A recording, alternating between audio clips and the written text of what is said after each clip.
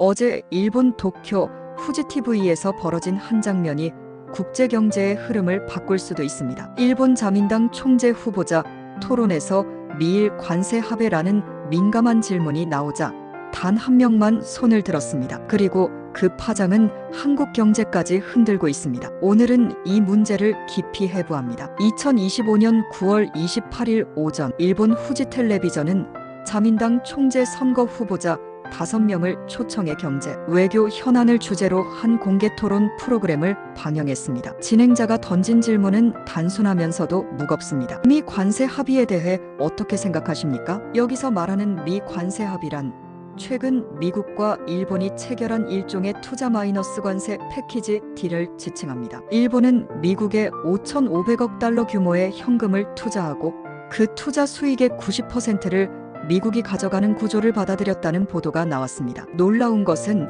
이 질문에 대해 다카이치 사나의 전 경제안보상만 유일하게 손을 들었다는 점입니다. 다카이치는 평소 강경 보수, 즉 극우 성향 정치인으로 분류되지만 이번만큼은 오히려 현실적 우려를 드러낸 것입니다. 그녀는 약속은 지켜야 한다. 하지만 미국과의 투자 운용 과정에서 불평등이 드러난다면 일본은 분명히 목소리를 내야 한다고 공개 발언했습니다. 반면 다른 후보들, 특히 차기 총재 유력 주자인 고이즈미 신지로, 농림수산상과 하야시 요시마사 관방장관은 신중하거나 긍정적인 태도를 보였습니다. 고이즈미 이번 합의는 불평등하지 않다. 결과적으로 일본의 협상력이 반영된 것이다. 하야시 투자 원금 회수 전까지는 미일이 절반씩 나누기로 되어 있다. 즉 표면적으로는 일본이 미국에 거액을 투자하고 수익 대부분을 양도하는 구조지만 후보들 간의 인식 차이는 상당히 컸습니다. 블룸버그 통신은 즉각 이 장면을 보도했습니다. 보도의 핵심은 다음과 같습니다. 한일 양국이 총 9천억 달러 규모의 대미 투자를 추진 중이다. 일본 5,500억 달러, 한국 3,500억 달러. 그러나 각국 내부에서 불평등 협정 논란이 확산되며 투자 자체가 흔들릴 수 있다는 우려가 제기됐다. 특히 한국의 김민석 총리도 통화스와프 협정이 뒷받침되지 않는다면 이번 투자는 한국 경제에 심각한 타격을 줄 수 있다고 경고했다. 즉 미국 입장에서는 아시아 두 핵심 동맹국으로부터 거액의 달러 현금 조달을 얻어내는 구조인데 정작 일본과 한국 내부에서는 우리가 일방적으로 희생하는 것 아니냐는 반발이 커지고 있는 상황입니다. 합의 구조를 경제적으로 풀어보면 다음과 같습니다. 일본 투자액 5,500억 달러, 투자 수익 배분 미국 90%, 일본 10%, 원금 회수 조건 일정 기간 경과 후 분할 회수 가능. 이는 전통적인 국제투자협정과 달리 미국에 절대적으로 유리한 구조입니다. 왜냐하면 투자 원금은 일본이 부담하지만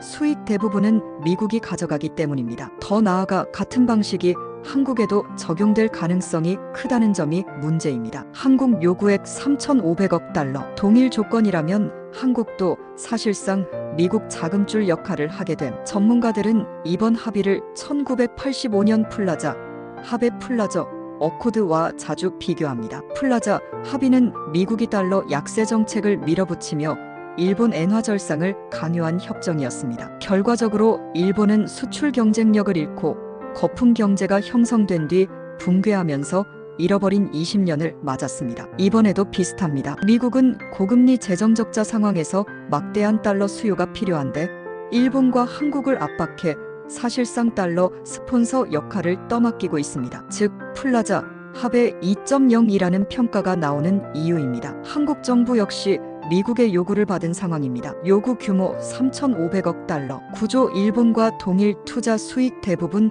미국 귀속. 김민석 총리는 통화스와프가 없다면 심각한 리스크라고 말했습니다. 여기서 통화스와프란 한국은행이 필요할 때 미 연준 패드로부터 달러를 직접 빌려올 수 있는 긴급 안전장치를 뜻합니다. 만약 스와프가 체결되지 않는다면 한국은 달러를 빌려오지 못한 채 투자만 하게 됨. 달러 유동성 위기 발생 가능. 외환 보유액의 직접적 압박, 즉 미국이 스와프는 나중에 검토라며 미루고 투자만 강요한다면 한국 경제는 취약해질 수 있습니다. 흥미로운 점은 이 논란이 단순 경제 문제를 넘어 일본 자민당 총재 선거의 핵심 이슈로 부상했다는 사실입니다. 고이즈미 신지로 미국과의 협력 중시, 긍정적 태도, 젊은 층 지지 확보. 하야시 요시마사 외교 재무 균형형, 신중론 관료적 안정 이미지. 다카이치 산하의 강경 보수지만 이번엔 불평등 지적 의회의 반향. 특히 다카이치가 공개적으로 미국의 반기를 든 모양새가 되면서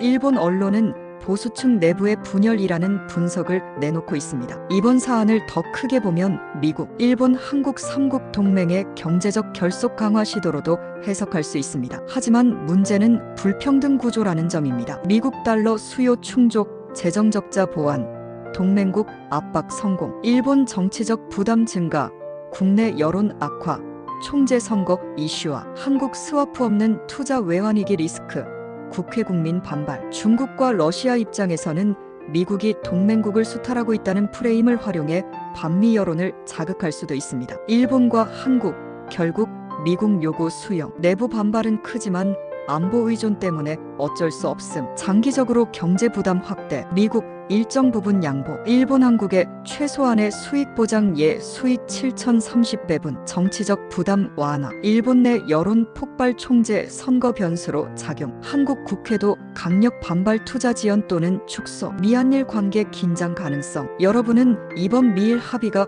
불평등한 협정이라고 보십니까? 한국 정부가 3,500억 달러 투자를 수용해야 한다고 생각하시나요? 만약 거부한다면 한미동맹에 어떤 파장이 있을까요? 이번 후지TV 토론에서 드러난 것은 단순히 일본 정치인들의 의견 차이가 아닙니다. 이는 곧 동아시아 경제 질서와 한미일 안보 협력의 균형 문제로 이어집니다. 일본은 플라자 합의의 악몽을 떠올리고 있고 한국은 외환위기의 트라우마를 걱정하고 있습니다. 미국은 달러 패권을 지키려 하고 있습니다. 따라서 이번 논란은 단순 뉴스가 아니라 앞으로 10년 동아시아 경제 지도를 바꿀 수 있는 출발점일지도 모릅니다. 오늘 다룬 일본 자민당 후보 토론, 그리고 미일 관세 합의 논란, 여러분은 어떻게 생각하시나요? 구독과 좋아요는 영상 제작에 큰 힘이 됩니다.